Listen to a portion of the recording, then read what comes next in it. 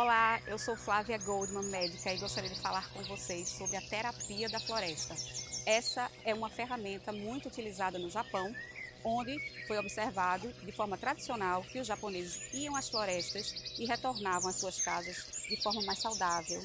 Assim, o professor Kilin desenvolveu o Departamento de Medicina na Floresta na Universidade de Medicina de Tóquio.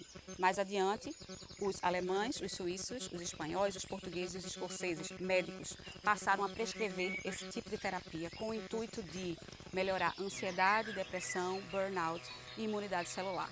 Na próxima segunda-feira, dia 30 de dezembro, ocorrerá uma edição especial da Terapia da Floresta. Convido todos vocês.